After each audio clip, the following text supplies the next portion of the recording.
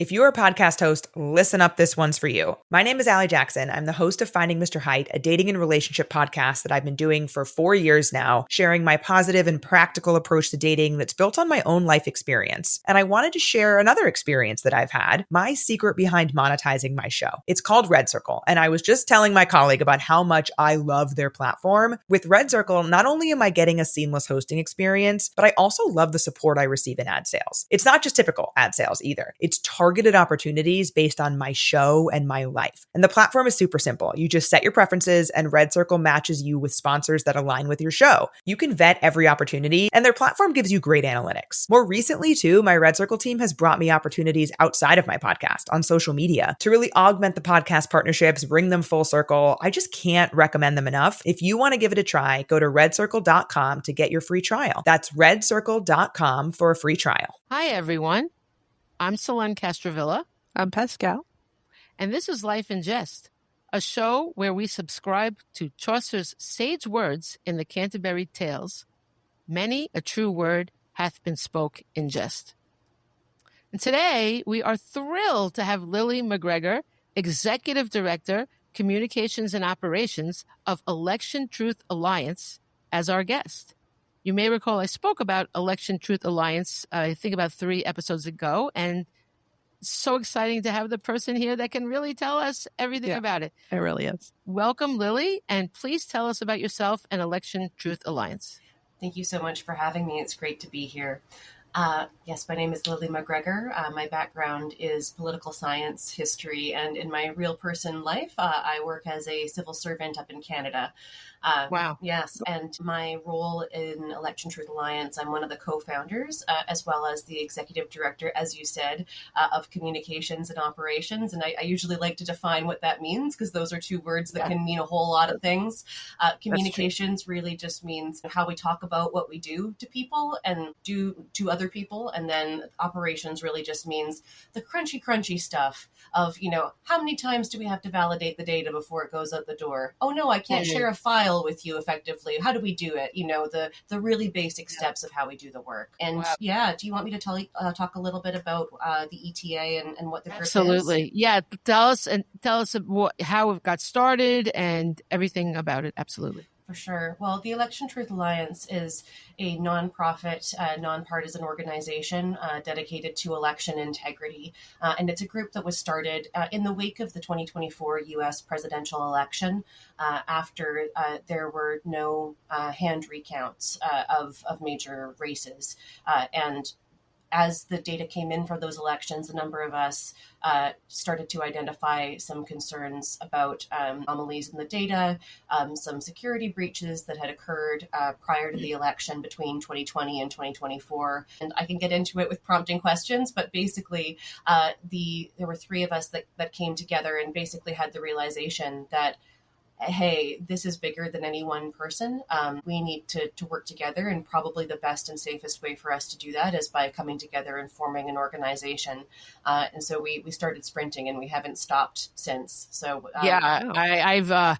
I've consumed all your videos, amazing stuff. Wow, I am all in with you guys. Because I'm one of those people, when you first hear the questioning this, whatever, you go to the default, like, oh, come on, but you guys are showing us everything. I don't understand, and we'll get into this after, but I don't understand how anyone could not believe what you're saying, because you're not saying there definitely was something. You're just showing evidence that things should be checked. Why wouldn't anybody want that, right? So, I mean, I was upset. Of course, I didn't understand how everything came about, but you're saying you actually saw anomalies before you even looked at statistics? Like right away in the wake of it, you knew? I would say no. There's other people in our organization who, whether it's pattern recognition or whatever it may be, felt concern very fast. I was not among those people. Okay. The things that stood out to me fastest were probably how all 7 swing states was one of the things that was like, that's quite unusual in American elections. And I mentioned that I'm Canadian, but I'm a politics hound and I watch elections. And so, I watch the results come in live like I have every US election since 2012.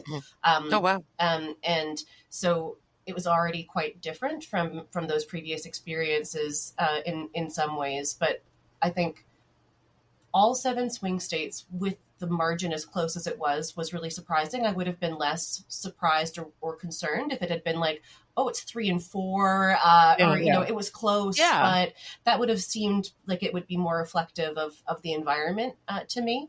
And then I think the other thing that did stand out to people quite quickly, not right away, because, it takes a little while to count election results. People sometimes, I think, expect you to have all of the final numbers, on November 6th. But, a lot of those states are still counting their mail-in ballots. They're still counting absentee. It takes a while to report things.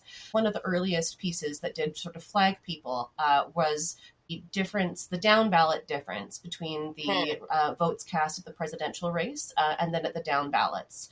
So that could be for Senate, for governor. And I want to be clear, I'm a political scientist, and anyone who says to me, like, can you imagine someone putting, a Democrat at the top of the ticket and Republican down ballot or in the reverse? Like, I can't imagine. I'm like, yes, I can, actually. I can imagine that really well, because we know these people definitely exist. They absolutely do. Yes, but not in the numbers, right? It's the numbers and the consistency, which it's a hard thing to communicate to people. And we've had to play around with how we represent some of that data and charts.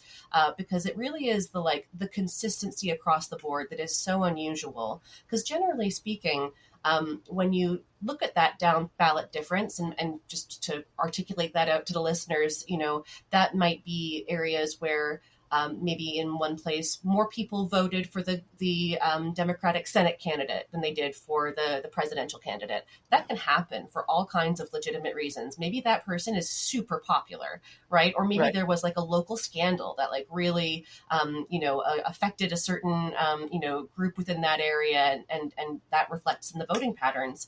But generally, you'd see a bit more variation across different places within a county. You'd see numbers up and down. You'd see kind of, like human randomness. Yeah. Something I often say is like human beings are pretty random creatures. We can't coordinate on a big enough scale, even if we try, to kind of recreate those results. And so when you start seeing almost non-human patterns where it seems there is like a very eerie level of consistency, that's really when some of those early flags were raised. And that was some of the first data that I went and looked at. I'm not a data analyst, but I am a person who in my day-to-day life, I work with data analysts, I work with data, and I work with how do I present this data in a way that is consumable, but still true? Because I think that there's a risk always that if you try to make something too consumable, you impact the truthfulness of it because you simplify it too much. We have the big problem and challenge of trying to simplify things to the point where they can be consumed, but where they remain accurate. Because if you don't simplify enough, no one's going to listen. If you do it too much, then you compromise the integrity of what you're saying. Yeah, it's so true. It's such a line to walk on. I am guilty of not being a math person at all. As a matter of fact, with the episode when we spoke about this ourselves, I said I had to apologize to math because I've been so mean to math, She has. But I was like, now math has shown us why we need math, and I will never be mean to math again because I'm a writer, So, but we can love math too. I've come to realize that it's okay, and certainly, this is just the most amazing education for me to learn about how important statistics are in showing it's showing things that just are impossible to have happened, and yet they supposedly happened. But I do understand because some of the videos that I've seen, I get very confused in those charts. Yes. I get it's hard to follow. But I'm the kind of person that if I get the general understanding of it, I know I'm never going to understand all that math. It's just not going to happen. I could go to school for a whole degree, which wouldn't happen because they'd throw me out of the classes. I'd fail. But I just don't have a head for that. But some people want to, I have to understand, I'm like, well, I don't know how much you're going to really understand here. That's like saying, are you going to go, install your own heater? Are you really going to understand all that stuff? But your heater works, right? So. It's so challenging in terms of, charts are one thing where we know it's so powerful to be able to visually communicate something, but it's a bit of a trial and error process, really, of what lands and what hits with people. And are they taking away the thing that you want them to take away, not in terms of skewing a narrative, but in terms of like people might see something and be like, that looks suspicious. It's like, oh no, that's normal. Like that, that's not the part that we're concerned about actually. And so it's definitely a trial and error process. And I've found that there are groups of people for every single one of the kinds of charts that we do who will die on the hill of that is the only good chart. All the other ones are bad. Like, no one could possibly get these other charts. And then they'll all bicker for hours about which one is best. So it's a little bit of trial and error, refinement, and we're trying to get better at summarizing the key findings of our longer form reports, because we know we have to have. So for those who don't know, we produce long form reports that really go into like the nitty gritty details of the counties and states that we're looking at, because we know that if we don't put that out, there will be the experts in math, in statistics, in elections who will be like, you just gave me a 2-page summary and you didn't show your math. Like, no way. And so we know we need to have that long form, understandably, right? Like people need to go and check us. Like, and then we encourage it actually, like, please go spot check us. See if you can replicate the findings that we have here. It's all data that comes from state and county websites. It's not like it's a secret. And, we try to be pretty open about how we are, like what we're doing. So to see what people can do. And I'm happy to say that we have started to get a lot of people just being like, replicated your findings, like looks good. Right. Yeah, right. Which is awesome. And we're even starting to get people being like, hey, I did New Jersey. Hey, like I did a first pass looking at like my county in Florida or whatever it may be. So that's exciting to see that some people who do have those skills are starting to, take those tools up and use them to look at their own areas. Absolutely. But I that's very powerful. Right? Yeah. I think it's empowering. Yeah. I think it's empowering. I think so. And I will say, I've been posting about you guys for a while steadily on Facebook, and people are starting to be way more positive. I'm like, thank you. Finally. It's just like repetition. And then I got flagged by Facebook for post. I boosted, all it was the podcast episode about this, and all of a sudden I'm shut down completely. I'm like, there's a conspiracy. But I've had to do so much. I had to get a verification code in the mail. I had to answer unanswerable questions about my life. I had to get something. I had to get something notarized. And now I'm going to have to put publicly, like it's not a big deal, but take responsibility. Like I am the one behind these ads. Like, okay. But luckily they're not going to put my actual address, because like that I would draw the line. I don't really want, who needs that? Mm-hmm. But it's been a lot, but I'm determined because only so many people see your posts. I want to boost them. I want more people to see. So I'm determined. I've been doing this for like a month trying to get it together. You're describing something that is we've encountered as well, which is the different platforms have different censorship expectations when it comes to words like, that you wouldn't expect necessarily, like votes and election. Yes. And we had our TikTok shut down. Wow. Really? Like completely banned. And it was actually because they've got a couple of other, initially it was because of things, they have a censorship around words like bomb. And so we played a clip of a news report from Pennsylvania talking about bomb threats, and that they banned our account.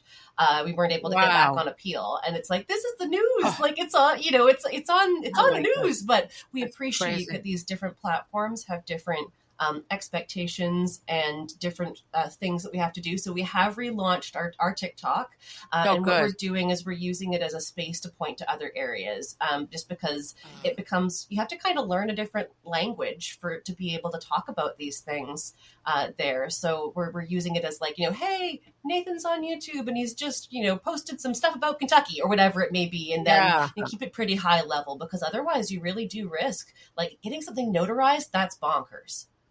I know. And they said they're going to show this information for 7 years, make it available to people. I'm like, all right, but whatever. Really? I do live in a very Republican town. They already know that I'm the one Democrat that comes. But anyway, this goes beyond Democrat and Republican. It does. This is democracy, and people should care. And if people believe that it wasn't tampered with, and that's absolute right, and maybe it wasn't, then let's prove that. All right. What is the big deal? I really do Right. feel that very strongly because, and maybe it's a little bit cultural. I live in Canada and like, boy, do we recount votes when we're not I think certain. you should. Yeah, of course. Yeah. I love Canada. I've been there several times. Lovely. I've been to several areas. I love it there. It's a wonderful place. I love my Yeah, country.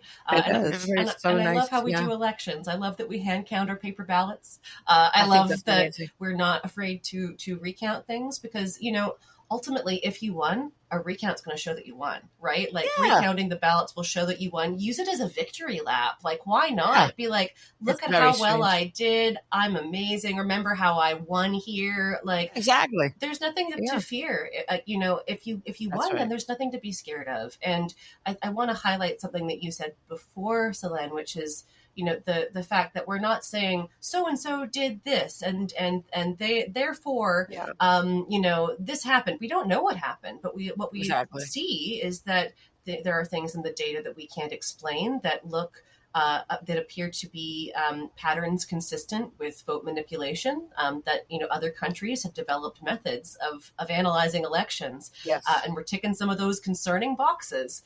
And so, why not check? What is there to lose? What are you afraid of to check and Exactly. see? Well, we're going to get into a little bit more about what's happening specifically in areas, but I would like you to. There's one other thing that's been spoken about a lot in the videos, and that's the Russian tail. Can you explain that?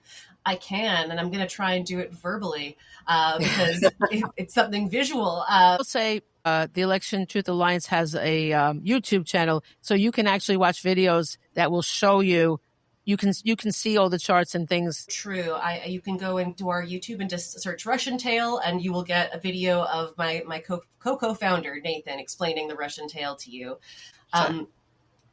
The Russian tail is a pattern that shows up in places like Russia, Russian elections going back to 2000, and areas where we suspect Russian interference in elections, like in the country of Georgia's recent election. And in Russia, what we know they do, because we have videos of this, we have eyewitness testimony, you can see them on YouTube actually, is they stuff the ballots physically. It is physical ballot boxes in Russia. That's not machines like you have in the United States. And someone will come in and they will take a bunch of ballots for Vladimir Putin or whomever it may be, and they stuff the ballot boxes in those places. And so they come in and they physically will stuff those boxes. And so what happens there is that because they've added a bunch of votes, right, it looks like a lot of people have turned out to vote. Like sometimes an unusually high number of people, like 90, 95, 100% of people who can vote have voted. And if you've ever tried to get people to vote, you'll know that it's actually very hard, and it's very unlikely that you're going to get 100% of people who can vote turning out to vote in an area. And these Russian statisticians, using some methods that had previously been identified by some American folks as well, began to kind of chart what their own elections looked like, because there were eyewitness testimony of people stuffing ballot boxes. There were videos of this, and they wanted to try to get a sense of, well, can I quantify it? Like how big is the rig here? How big are they doing this? What does this look like? And how has that changed over time? And so they developed a method of charting the voter turnout relative to how well each candidate does. And so in the areas where people were stuffing those ballot boxes physically, it creates a spike because it looks like everyone turned out to vote there, right? And they really love Putin a lot. Wow, that's crazy. Yeah, wow, they love Putin. And so you will see that in areas of unusually high turnout, disproportionate benefit for one candidate. And when you map it on a chart, it creates a little tail. The tail gets so big sometimes, especially as Russian elections went on, that the tail gets bigger than the not tail. Like it gets bigger than the beast. Right. So when you start seeing this trend appear in Russian elections in 2000, it's quite modest. It's a little bit of a bump to Putin, not a huge one. By the time we see there was a Russian referendum in 2020 that was intended to be about, should we amend the constitution so that Vladimir Putin can run for more terms, basically. And the tail is huge. It is Like they really wanted to get that through in 2020. And so that trend of areas of high turnout, often unusually high turnout, disproportionately benefiting one candidate to the point where it kind of breaks the expected trend. That's a Russian tail. And it's a journalistic term to describe this statistical phenomenon. And the reason it's relevant in American elections is because we are finding it and identifying it in key swing states. We have identified that Russian tail. It doesn't mean that it's done by Russia. It just means that it's a trend that you see, just a name, because it happens there so much. Right. And it's reflective of their patterns of vote manipulation, right? Like you can manipulate the vote in different ways. You can flip votes. You can misreport them. You can add votes. You can delete votes. But it generally reflects this trend of how Russia tends to influence their elections and manipulate their elections. And we're seeing that in places like Philadelphia. We're seeing it in places like North Carolina, which we're very close to finalizing and releasing our report on. Wow. And so when you start to look and see, like, I think my colleague Nathan had a really good way of saying it, where, if we saw this trend in Venezuela, we would call it, election manipulation. But because we see it in Philadelphia, we're calling it politics. Like, why is this so different? Yeah, well, I think it was very good that you clarified that Russia didn't do it. We're not saying Russia did it. It's just what it's called, because that is something people might immediately think. So that's good. But also, I'm not understanding why people, like, why isn't Kamala Harris saying anything about any of this? Is there, what do you think is going on? I think that, so my perspective is that this is multifaceted, but a really big thing is that the 2020 Stop the Steal movement really poisoned the well in a lot of ways for talking about election integrity. Because you did have people, there is a big push that I noticed of, we're not like them. We're not like them. We're going to accept the results when we see them. We're not like them. We're not going to attack the integrity of our elections.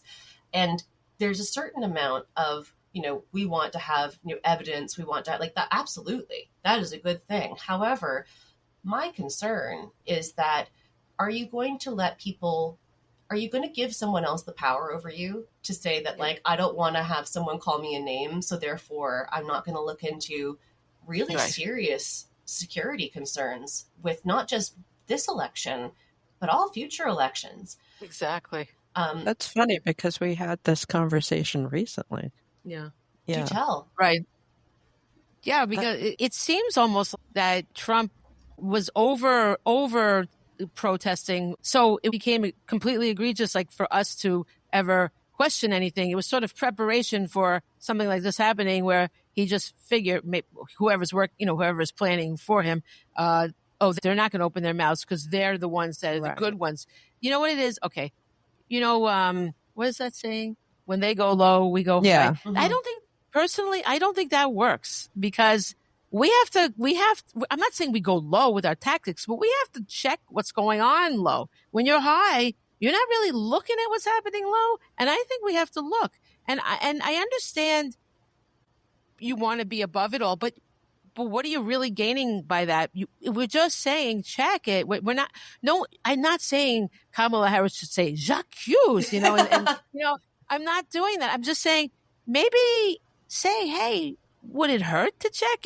How about endorsing it? Because that would give more validity. Like, because my own son, who is so reasonable, said, you sound like Trump in the last election. I'm like, never say that again.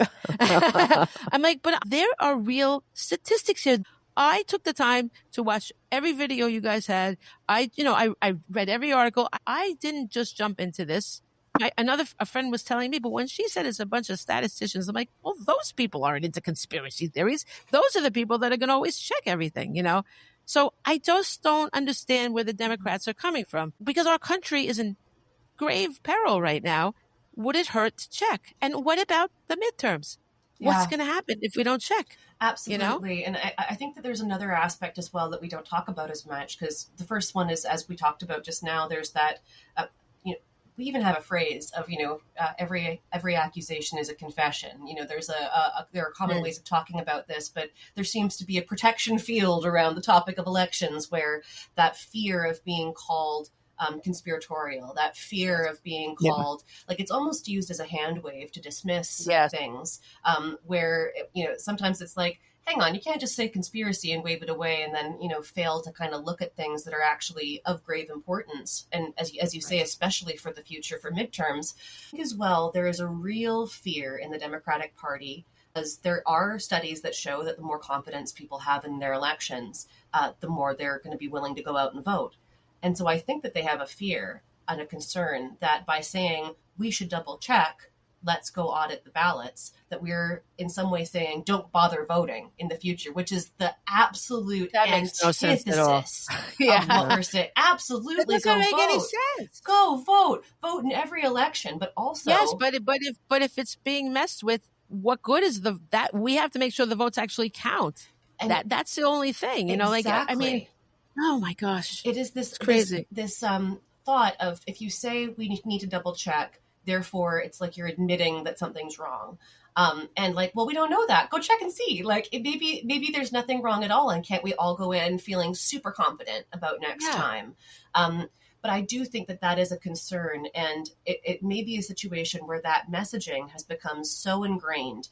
And I'll say as well, I've become really cognizant of it when I listen to people talk about 2020. Sometimes they'll say things about what was found or not found, and I'll be like, oh, that's not quite right. Like, oh, that's not quite right. Even like pundits and journalists that I really have a lot of, often I trust quite a lot, or I admire and think they're very diligent. They'll summarize things a little bit inaccurately, where they'll be saying, well, they found in 2020 that our elections are the securest in the world. And I'm like, no, they didn't. That's not what they found at all. Like, they found that there was no evidence of, election manipulation benefiting Biden. Like that, like, let's be really clear about what was found and not found. Exactly. As opposed to saying, like, they found everything was secure and there's no issues forever. It's like, that's just, number one, that is just not true. How could it just be, even if it was at that moment the most secure, there's no proof. You can't ever say it always will be the most secure. You have to keep looking at things. Exactly. It's not like it's a goal that you hit and then you're done, right? Like it's an ongoing, continual process. And where those statistics can come in handy is like, where are there concerns? Where do we think that we should double check? What should we look at? And that's, where there can be a lot of benefit. And, we're not making these methods up out of nowhere. These are what I was really shocked by is that, like, there is actually quite a vibrant community of people who do election analysis and election forensics in Europe, South American countries, like the rest of the world does this. And we'll check and see, like, whether there are concerns in elections. They've got, methodologies and approaches for it. And it was shocking to me at first that, like, my God, why is this, like, this is just so unheard of in America. Why is this not something that is, like, there seems to be very little presence here of people who do that kind of work. And Dr. Walter Mebane, is one of the people here in the United States who is a global expert in election forensics. And when we spoke with him back in April, he described finding that as one of the reasons that got him into this field in the first place, when he was looking, 20 years ago and going, my God, where are all the Americans here? Where are we in this conversation? And I've figured out a little bit, I think, why it's so difficult to do the same kind of analysis for the United States. And you folks may have noticed that every election in the United States they're run by the states and the counties, and they're like 50 elections in a trench coat. Right. Sometimes they're like 3,000 elections in a trench coat because of all the different counties.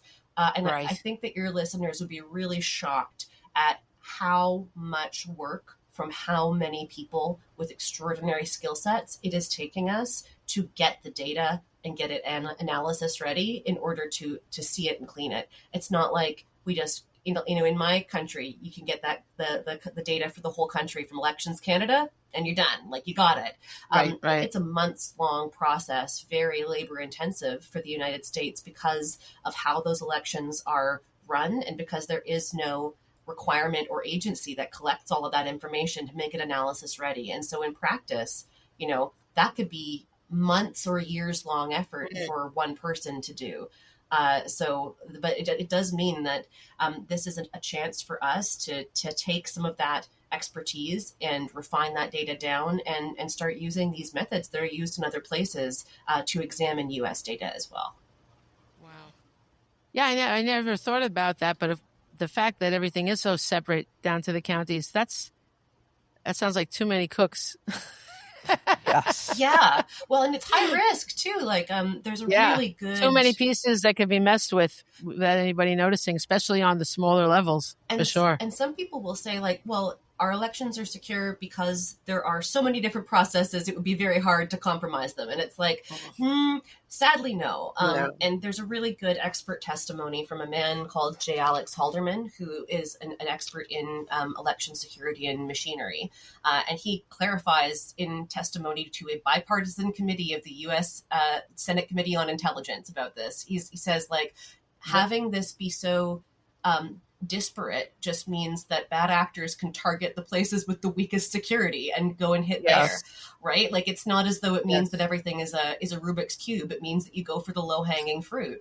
Right. And also, frankly, there are only a handful of companies that make these machines. Yes, I want to address that when we talk about Pennsylvania in the letter that you guys got back from Pennsylvania. So that's on my list. But before we get to that, I just want to once again really reiterate about the improbability of one candidate sweeping all of the swing states with such a high margin that automatic audits weren't triggered. I mean, God, how is that even possible? It is very, very unusual, very unexpected.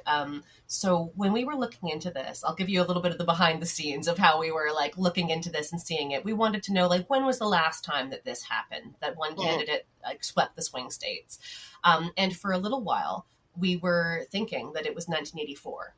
Because Ronald Reagan in 1984 won 49 of 50 states with did he? Yeah, with 58 or 59% of the vote for the country, like absolute landslide, and won so many states. So we were thinking that was the case. We got some pushback from someone who was like, "Hey, I was around for that election, and Minnesota, the one state that didn't flip, was considered a swing state at that time. Actually, Mondale held it." It's like, oh well, whoopsies, are bad. And so, but that, it's always hard looking back because historically the context that you have for each election about what are the swing states this election gets tricky to kind of to parse and pull back over time, and you have to be kind of cautious about it. But like the last time, other than that, you start having to look back before then, and you start looking and we need to do more like research and really confirm this, because as I say, it gets hard to kind of confirm what the swing states are. The last time may have been FDR, Roosevelt, in the 30s, when he won with 59% of the vote and swept like in a huge crushing victory. That could have been it. But I think that gives you some sense of like, even with 49 of 50 states, you may not have won all the swing states. Crazy. I mean, and let's look at it here. Like, there were a substantial amount of people that said they were not going to vote for Donald Trump. Like, how did this happen? Mm-hmm. You know what I mean? I think that you said something really important that I want to emphasize, Selene, and that is the outside of the automatic recount threshold. So at many states, it varies from state to state, but if you win within a certain margin, there will be a recount, and it'll just happen. Like, okay, well, you won by 0.5%, and we're just going to do an automatic recount there. It's not even just that; it was all 7 of the swing states. All 7 swing states outside of automatic recount thresholds. Yeah. Some of them just outside of automatic recount thresholds. And that means that you have really had to hit a very precise window of, if you won those states, and we know that nationally, Donald Trump won with 49 and change % of the vote. I've run the numbers for the different swing states. It's pretty similar to what he won by in those various states, like between 48 to 51 or 52%. And in the process of doing that, for every single one of these, it wasn't close enough for an automatic recount. It was outside that threshold. Yeah. That is a level of Like, how convenient. That's really convenient. Yeah, exactly. Yeah. Wait, for all of them? Yeah. All of them. Wow, that's crazy. Yeah. Isn't that bonkers? Every single one of them. It's just funny how that worked out like that, isn't it? Wow, isn't that convenient? Wow. Yeah. And the House and the Senate? Wow. Amazing. Yeah. And the popular vote. Wow. Wow. Okay, so I want to talk about Pennsylvania, and I have first now, and I didn't pick up on this at the time, but I certainly have been thinking about it since you guys have been speaking about things, and I really can't believe how I just sort of accepted everything. Like, I feel like I should have said something sooner, but not like I could ever, not like I'm going to be suddenly heard on stage, like, hello, but I just feel like, wow, I just got so depressed, you know what I mean? So I think a lot of us. Yeah. Yeah. So Donald Trump thanked Elon Musk publicly for working so hard for him in Pennsylvania. And then he mentioned how much knowledge Musk has about Pennsylvania's vote counting machines. Vote counting computers. Yes. And there's a video of Musk laughing profusely with someone about he would be so screwed if Trump didn't win, about how much jail time he would serve, and would he be able to see his kids. And then we have little X, who stuck a booger on the Resolute desk, and then he told Donald Trump, "You're not the president," perhaps repeating something he's overheard from his dad. So obviously none of these things are proof at all, but they're certainly worrisome and fodder for a call for an election audit. So what do you think about these things, and why do you think that more Americans are not alarmed by them? So there's a strategy. Am I allowed to swear on this podcast? Absolutely. Yes. Okay. We encourage it. Excellent. Excellent. So there's a strategy that Steve Bannon has talked about a lot, on his War Room podcast, Flood the Zone with Shit. And the point of that is you throw everything at people. You make bam, bam, bam, bam, bam. You could make it so that there's too much happening at all times. You physically can't respond to all of it. You physically can't track all of it. And especially it is a tactic that is intended both to overwhelm and demoralize, make you feel like you can't respond to it all. You lose track of what's important to respond to. It makes it very difficult. And I will say this is actually one of the strategies of fascism is to just put out a lot of things all the time. They don't have to be true. Just make it continuous. And the point is to overwhelm you. The point is to make it so that you can't pick what's important, and you spend time bickering about how to respond. You spend time bickering about what's important, and then 500 other things have happened in the meantime, and it all gets lost. And so that flood, I think, is a really big reason why, if 80 things are happening in a day, how can you physically keep track of all of them if you have a life? You have a job, you have family, and other things that you care a lot about that are going to all take attention. So I would say that's one thing. And what people don't talk about is it's super effective. Like, it's a very effective method. There's a reason that it's tried and true, right? It does overwhelm people. And I think we have to have compassion and grace for people. Like, I understand. I'm just, all I want to do is raising the alarm bells. But don't you feel exhausted by it? It's exhausting. It's exhausting. And I mean also for both of you, like, I think there's a level of compassion. I know you were saying earlier, Selene, I wish I had noticed earlier, like the zone has been flooded. The fact that you're recognizing now is huge. And I'll say as well that, one thing that I think we learned in the first Donald Trump term is that when so much is happening every day, like, there's just too much news to cover. Like, it gets too difficult to track all of it. And it reminds me a little bit, this is a slight tangent, but if you've ever listened to Rachel Maddow's podcast, Ultra, it goes and talks about the ultra right wing, the rise of American fascists in the 30s and 40s. And some of these news pieces were like front page news at the time. And you think to yourself, like, why didn't we study this in school? Why isn't this something we learned about? And it's like, well, if a world war is on, then that's a lot of news in one day. Every day is news about that. And when you look back historically, like, all we talk about is really going to be Like, where did the troops move? What happened then? You're not always going to be following there's all of more those to pieces. it than that. America does not like to acknowledge any blemishes in its own history, okay? Because I write books for a lot of children's books I write, and I wanted to write a young adult book about eugenics.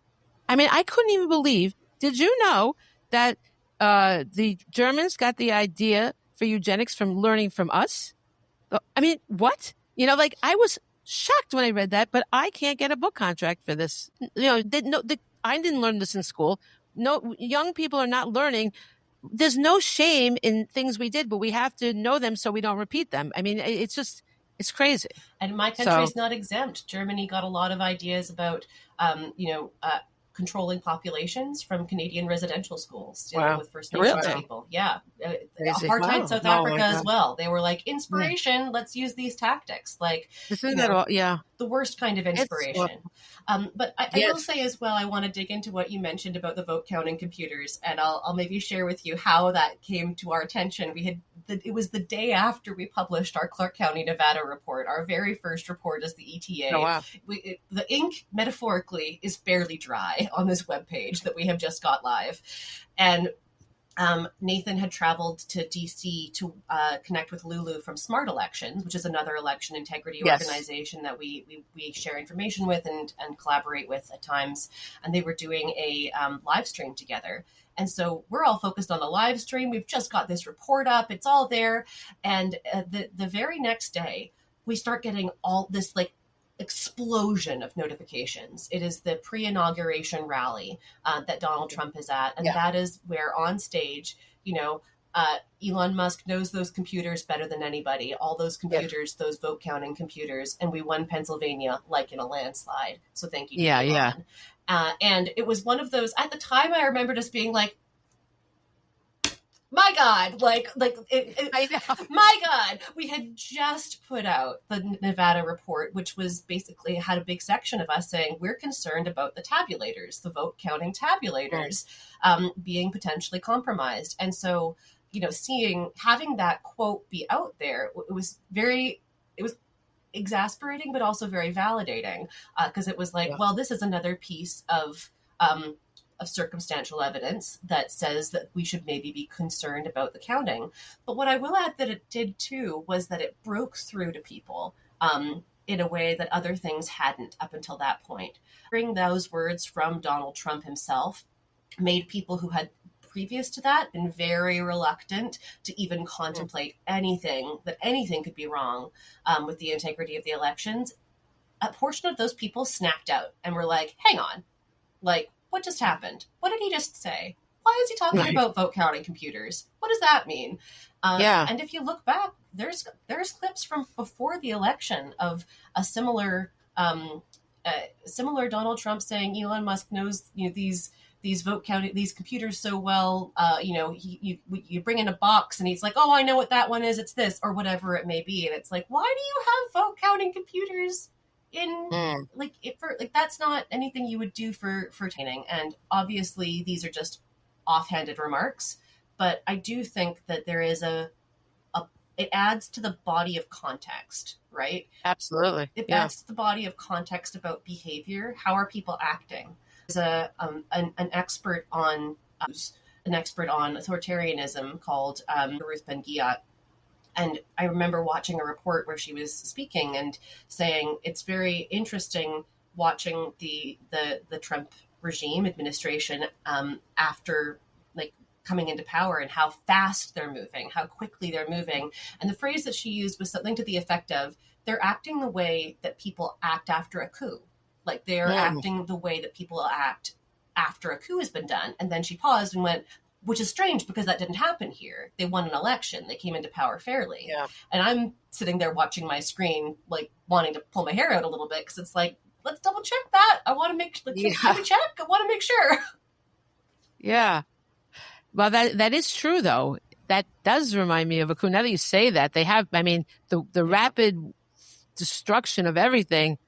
Oh, my God. Yeah. It's unbelievable. You're right. You're right. And, it's one of those moments so you're like, oh, you're so close. You're so close. Like,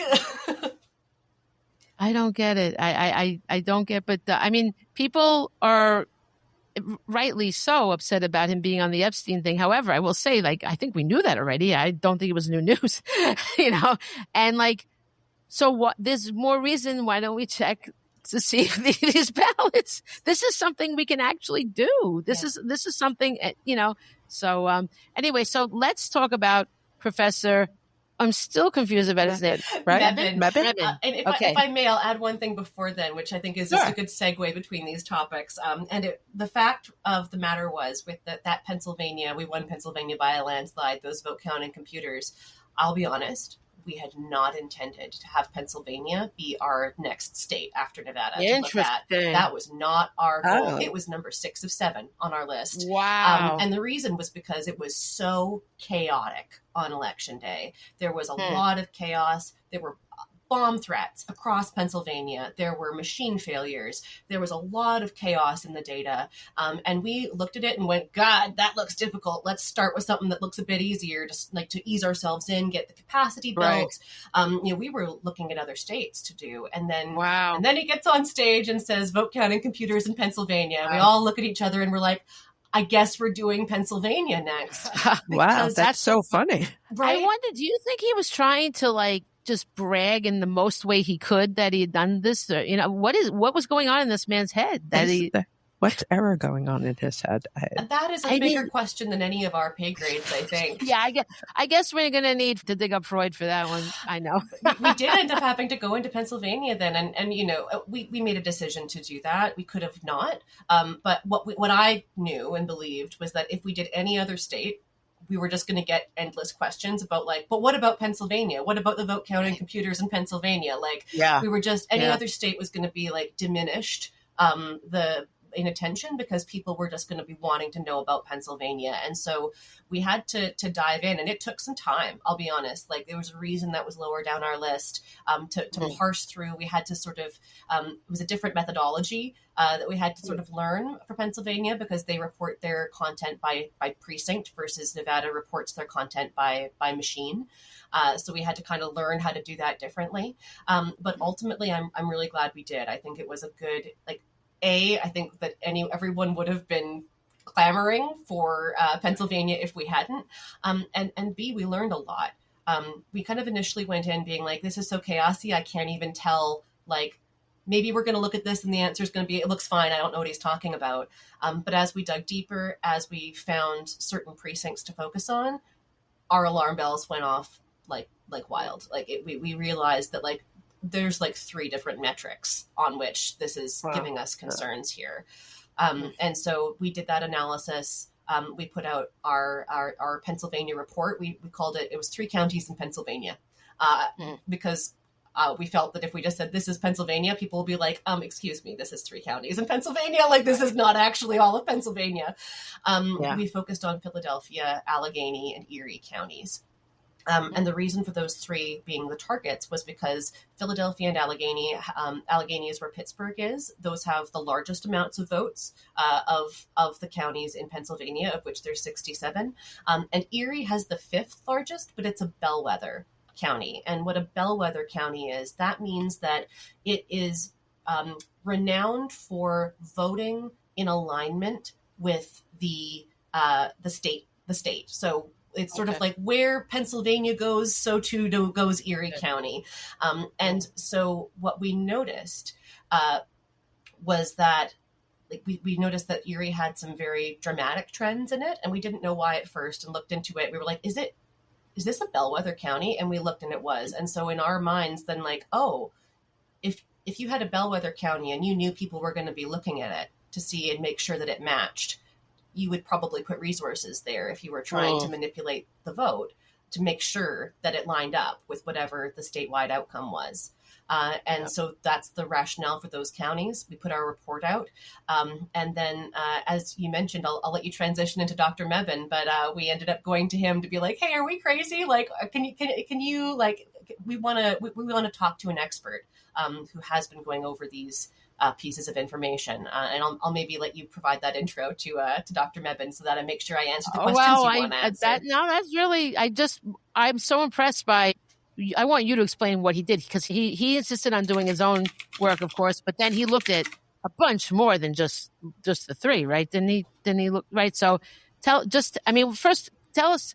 I don't have his credentials in front of me. Can you give us his credentials? I can. Dr. Mebane is probably has more credentials that I'm not even going to touch on, but because he's a very credentialed man.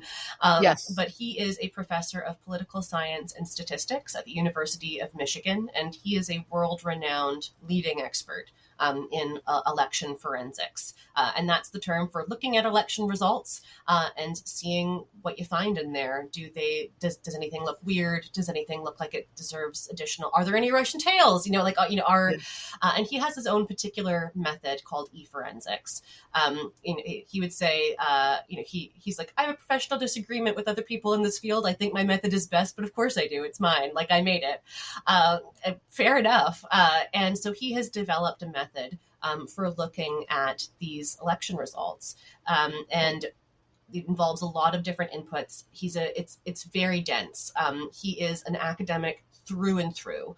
And we reached out to him because we knew that there were these US experts that are, have been studying elections. And it was a red flag for us that we weren't hearing from them. Like, why are we seeing this trends in the data? And like, why are we the ones bringing it up? Like, there are other experts in these areas. Is there something that we've missed? Help us out here. What's the case?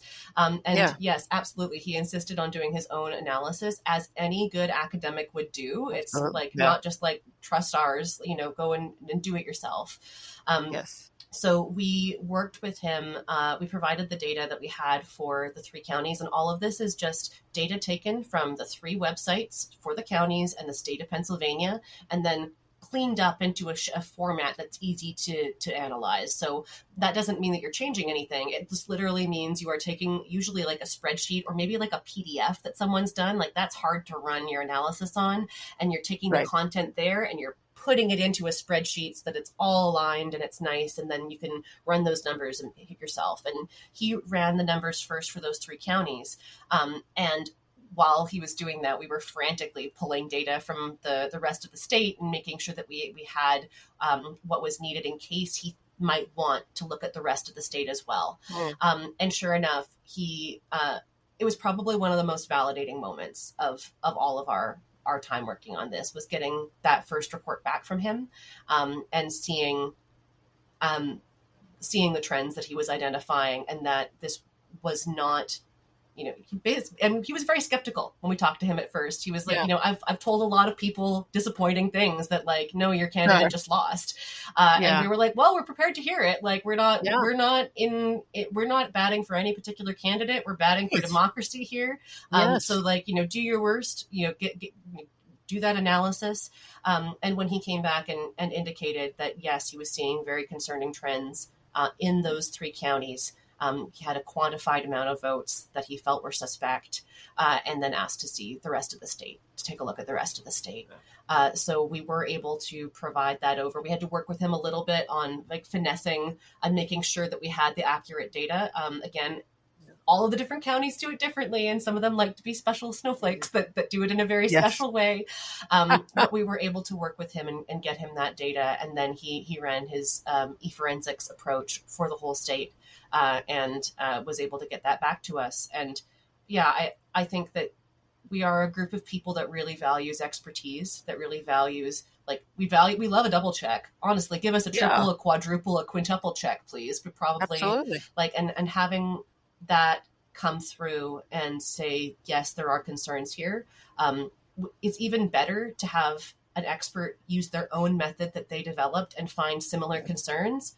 Like, we care about that much more than like, yes, your methods that you use are good. Like, whatever. What about yours, sir? Like, does it do the trick?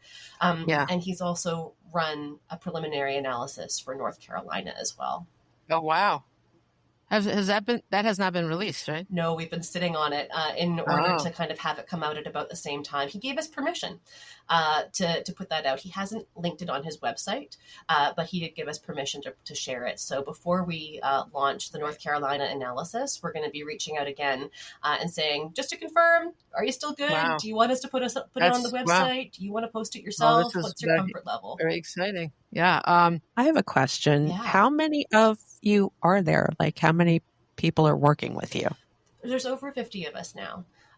So I would say that the numbers are always a little bit misleading because we're all volunteers and we're all working in our free time, often asynchronously across different time zones. Oh gosh! And I know time zones is one of our. We have a couple of our top enemies, and one of them is time zones, because the number of times that we'll be like at 5, and everyone's like, 5 where? Like, what are you talking about? We've got a group of people doing data. We have a group of people who help with our communications, things that can be everything from graphic design to videos to, writing letters to politicians to say, hey, we found these concerning results or whatever it may be. And then we also have some people who are helping us with tech, and then folks that we're bringing in. We're building up our legal team as well. We were hopeful that filing a lawsuit to try to get an audit or a recount done is kind of a last resort. Like, ideally, what you want to have happen is that you bring your concerns to the responsible officials. They, assess them, determine whether or not they think anything's of concern, and ideally they just do it. They say, "Yep, this I've seen enough. Like, I want to have that be done." But we were recently. Got a second decline letter from the state of Pennsylvania, who initially said, you asked us the wrong way, ask us a more formal way. And we said, okay. And we asked them the formal way. And then they pointed to their previous decline. So that was lovely. It's it's so disappointing. I mean, is it because they're just being defensive because they don't want to admit that something might have happened or on their watch? As someone who works in government, it's never fun to be told that you've done something wrong, or to be, it's not wrong. It's just something was tampered with. It's not like they did it. Exactly. And I think that's actually really important, because I think that there can be a perception, and we're realizing this more and more, there can be a perception that we're coming for the election officers, or, we're accusing them of wrongdoing. And sometimes the pushback we get is people saying, I've worked with election officials. They're some of the most, integrity-filled people I've ever met in my life. Sure. And I've worked elections as well myself in Canada, and I can attest that that is the case.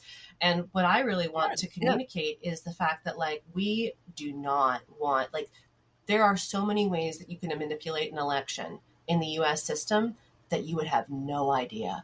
As a election worker, as the officials, you are the ones doing this hard, important work. And what we don't want is for some bad actor to come between that hard work and dedication and the will of the American people. And I think that there's a fear of appearing to have done something wrong, even though having a recount doesn't say that there's anything wrong. It is just a safety precaution. But I do think as well, there's a lot of that kind of response that has built up from 2020. This sense of being under attack. Well, sure, especially with Giuliani, what he did. I mean, my God. Yes. There's really legitimate trauma, I think, in election officials. They lost a lot of people who are concerned and do not want to, they know that they're doing their very best, and there is a legitimate concern and fear about people reducing confidence in elections that they feel are being done in a good way. I do also think, though, that there's a political aspect here. There is a political aspect to it. There is the appearance, or maybe the appearance of, if I say yes to a recount or yes to an audit, that will be treated by others as a political decision rather than a governance decision. Oh, okay. Yeah. Yeah, which I understand. But when you look at what's at stake, though, democracy is more important than any of these other things. Absolutely. You know? And we've had some conversations with I won't say who, but with some officials in some states saying like, we're really concerned, like we're actually concerned, but we're worried about calling for a recount or an audit publicly and then having it be nothing, or having it like, and what we've kind of said is like, hey, we can keep our mouths shut. Like if you want to call that and have that be done, discreetly, and then, regroup after the fact, like that's fine. We don't need to be the ones that are up on the hill, like waving the flag and saying like, we made it happen. Like, hey, we don't have to be in there. Like you can if that is, we can work with you behind the scenes. We can, advocate for that to be done and then see what happens afterwards. But I do think that there is a political concern that people have. I just think that everything kind of went out the window because everything's gone to hell. And it's only getting worse. I mean, like the coup thing is going on. It's just getting worse and worse. They're wiping us away. Like anybody that ever needs any kind of assistance has now been devastated, on every level. So any concerns about politics, it's a little late for that anyway. It's like, it could only, I mean, these people are all endangered anyway, just with the current climate, right? The only thing that could happen is if it was discovered something did happen, they might look like a hero for agreeing to it. I totally agree. I think that when, I'm going to say when, not if, I think that when an election, like official, a responsible election official does make a call and says, we're doing it. We're going to go pull out those boxes. We keep these for a reason. This is exactly why we do this. You don't keep those for 22 months for fun. You keep them so you can check them again afterwards if you need to. Exactly. And I think that, if they do that and if they find something concerning, like what a hero move that you end up looking like. And I'd also say the stakes are so high in terms of future elections. I get very anxious when I start hearing people talk about, well, we'll get them in the midterms. And it's like, but we won't if this could happen again. How do you know that that's even on the table? Yeah. Like, I mean, that's the hugest reason to press on for this, Absolutely. It's so true. Absolutely. But it's so important to make sure that as this assumption that it can't possibly happen here has not served America super well over the last few years. And absolutely. I think that that's really important when it comes to the integrity of future elections. And even if like we're starting to, to be thinking about how we frame out like the advocacy and election protection and making sure that we count the votes for 2024 and all future elections. Like there is no reason that like why, I know people will talk about like, well, it's resource intensive and it takes time to count the votes. Okay. Allocate the resources.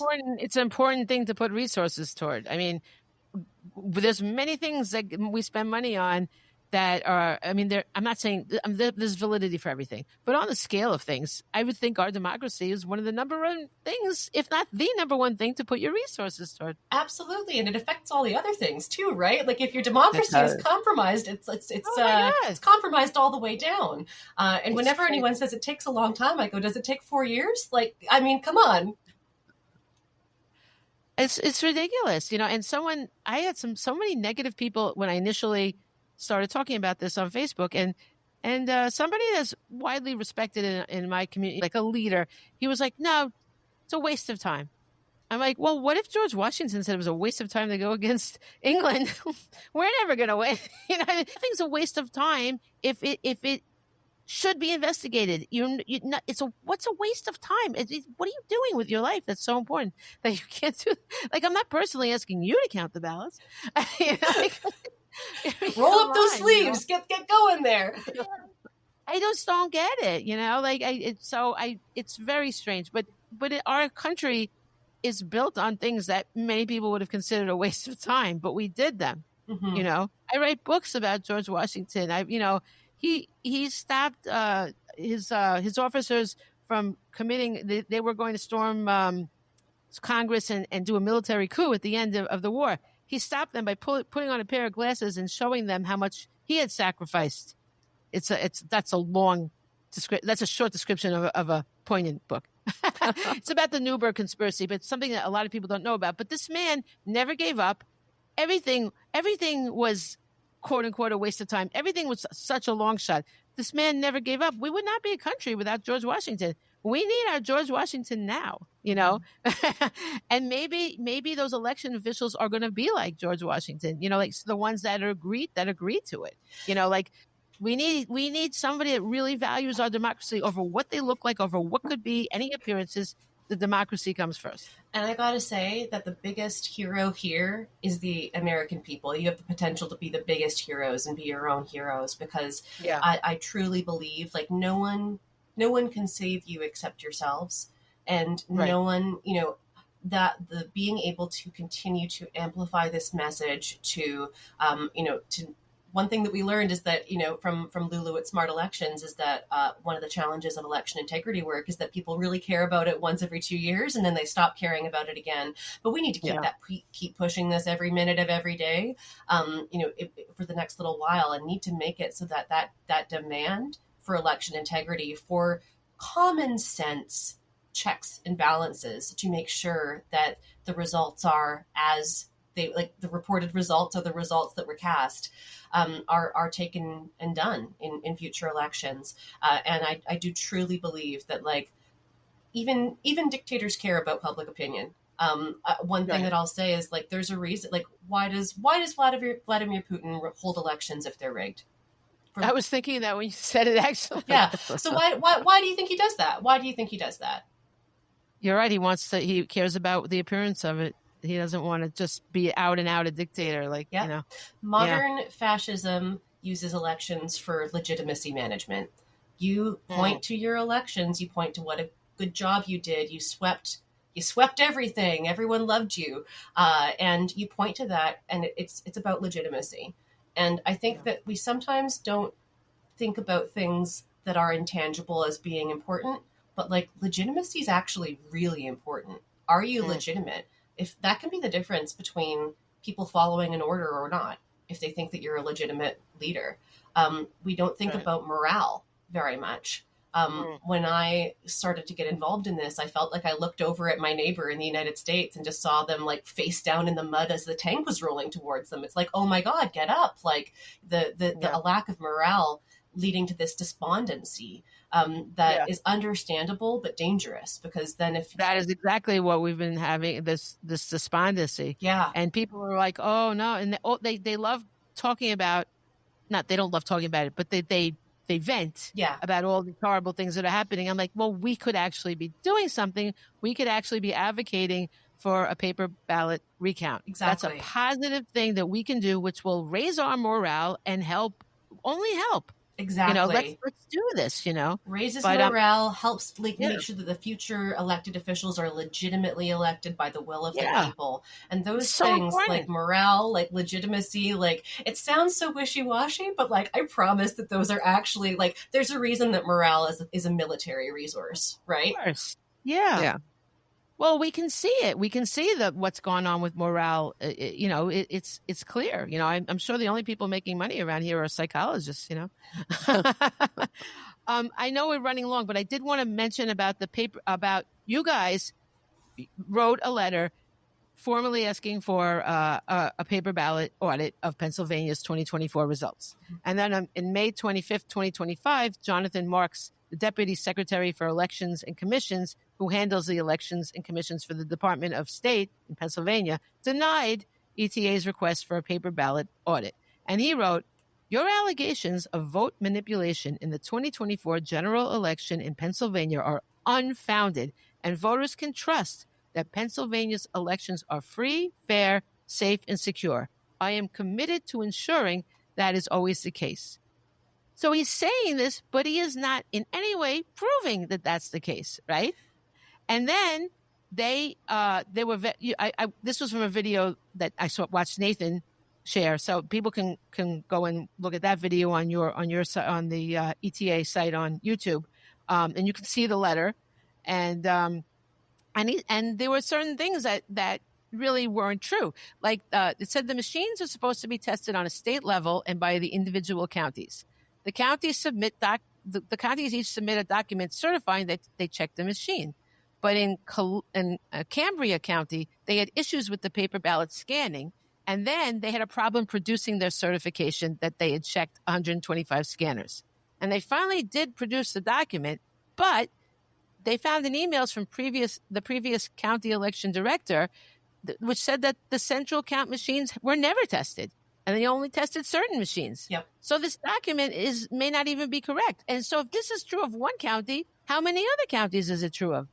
So it's crazy, right?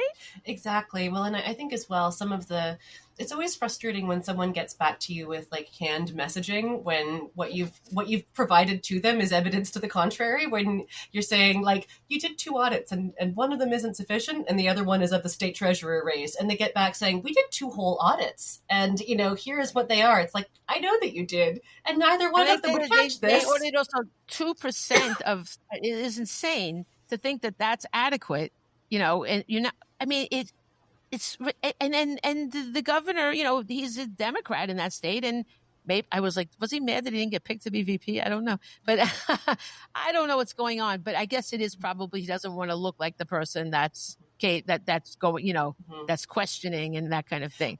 But the other thing, there's a lot important, but the fact that the only two companies are certified to test the machines, and they have come under suspicion. Okay. And Nathan said in the same video, we are starting to find concerns. These companies are very suspect. Deeply. So that's a huge, huge problem. I mean, wow. It's shocking. It's actually shocking. My jaw was on the floor reading the article, a Substack article that Smart Elections wrote, digging into one of the 2. Oh, there's only 2 companies that is able to test these machines in the entire country of the United States. And this company called Pro V&V, like their website disintegrated basically, like right after the election. You can't get in touch with them at all. They're deeply suspect in terms of what was put out there. And it turns out that a bunch of these minor updates were rolled out without much scrutiny before the election, that frankly, it doesn't matter how small the update is because anything can have malware. Even the smallest update that does very little can be infected with something by a bad actor. Theoretically, even one of those companies wouldn't need to know that. Like, this is the thing where people, I think, assume that if you're calling out like a brand of election machinery manufacturer or the company that does the certification testing, like you don't need to assume malice necessarily, just that's very few vectors for a lot of negative impact, right? Like if you compromise a vendor who makes machines that service 50% of the United States, like, gosh, that's a lot of bang for your buck, isn't it? If you compromise a small update that's going out to 80% of the machines in the country, that's a lot of bang for your buck. And it doesn't even necessarily have to be done with those groups knowingly. And so there are deep concerns where people say like, well, they're tested. Yeah, but who's doing the testing? What does that actually look like? And if you've ever what we know is that there were massive compromises between 2020 and 2024 where machinery was apprehended and taken by bad actors that were associated with the Republican campaign for president leading up. Like it was in that Stop the Steal period.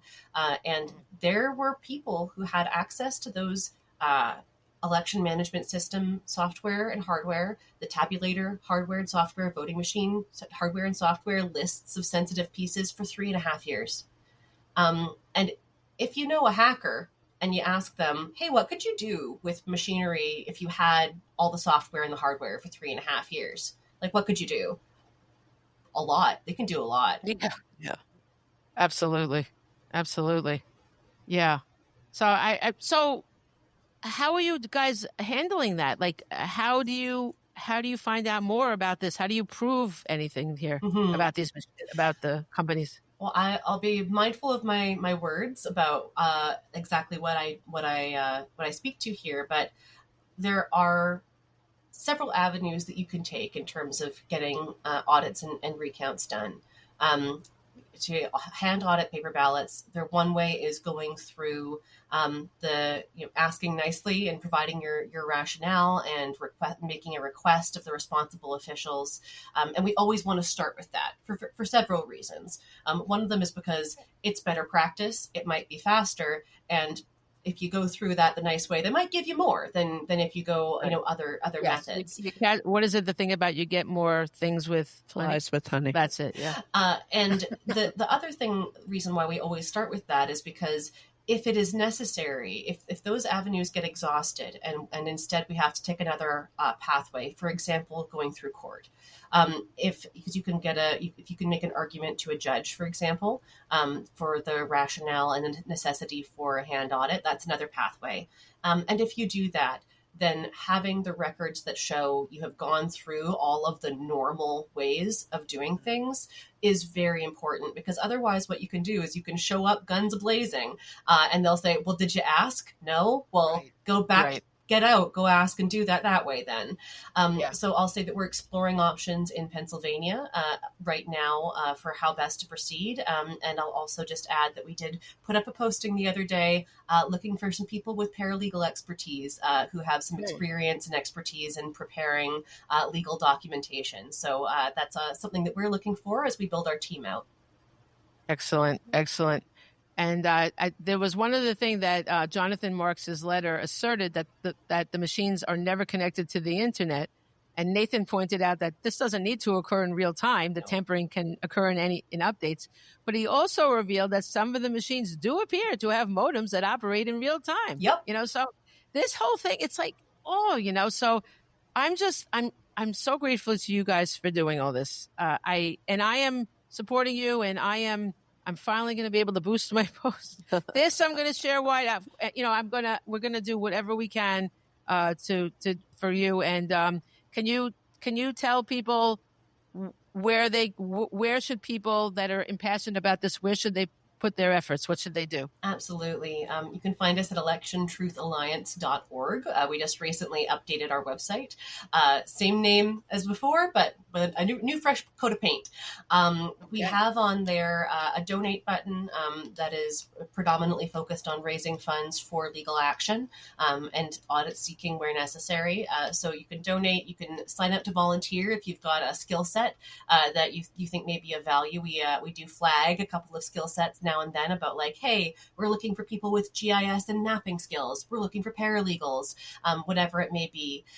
We also do have, shareable pieces of information, posters, stickers for spreading the word, sharing. Like ultimately, people are going to have more confidence and faith in if you are a trusted person to them, what you're sharing over and why you feel that you have concerns, then they may be willing to trust a random on the internet.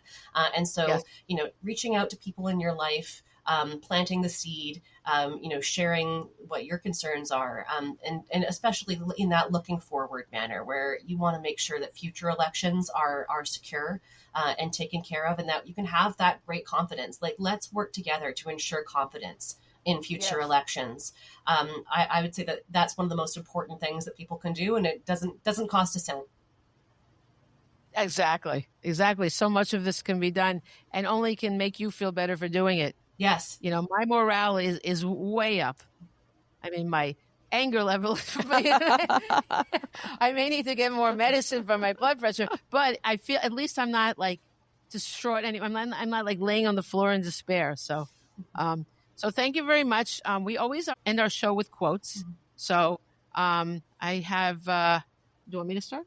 Yeah, go ahead. Okay, so I have one from William Faulkner. I'm a writer. So he said, never be afraid to raise your voice for honesty and truth and compassion against injustice and lying and greed.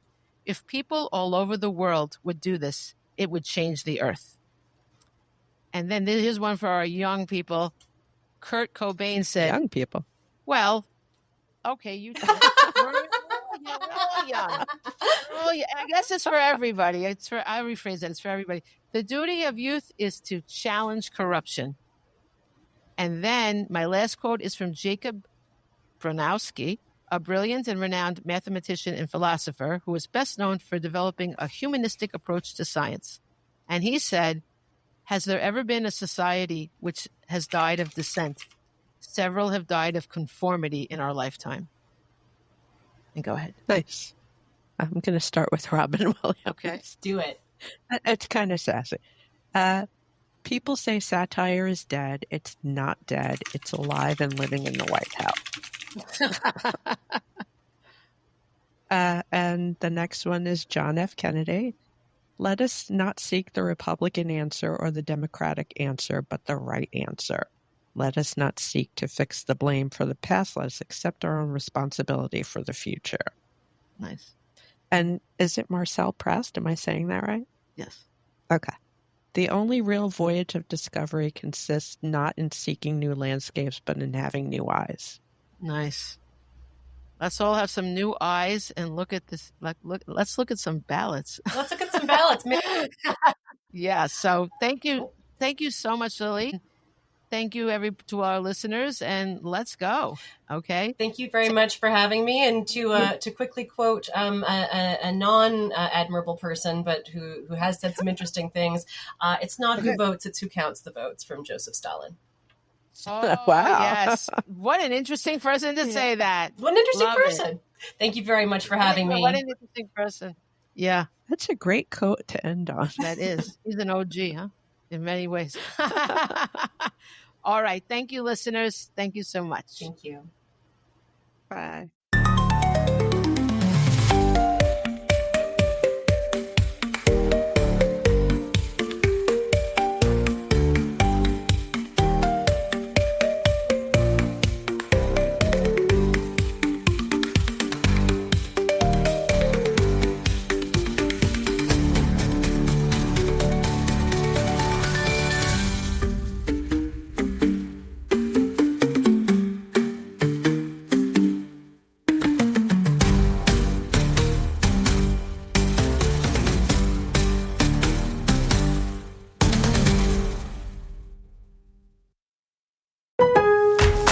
Lowe's knows when you're looking for reliability, the right brand makes all the difference. And now, Lowe's is the exclusive home improvement retailer for the Whirlpool water treatment line, including their Wi-Fi softener, under-sink filtration system, and more.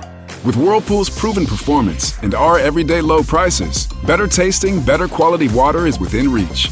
Shop pro-trusted brands like Whirlpool and more, in-store or online. Lowe's, we help, you save. If you're a podcast host, listen up, this one's for you. My name is Allie Jackson. I'm the host of Finding Mr. Height, a dating and relationship podcast that I've been doing for 4 years now, sharing my positive and practical approach to dating that's built on my own life experience. And I wanted to share another experience that I've had, my secret behind monetizing my show. It's called Red Circle, and I was just telling my colleague about how much I love their platform. With Red Circle, not only am I getting a seamless hosting experience, but I also love the support I receive in ad sales. It's not just typical ad sales either. It's targeted opportunities based on my show and my life. And the platform is super simple. You just set your preferences and Red Circle matches you with sponsors that align with your show. You can vet every opportunity and their platform gives you great analytics. More recently too, my Red Circle team has brought me opportunities outside of my podcast on social media to really augment the podcast partnerships, bring them full circle. I just can't recommend them enough. If you want to give it a try, go to redcircle.com to get your free trial. That's redcircle.com for a free trial.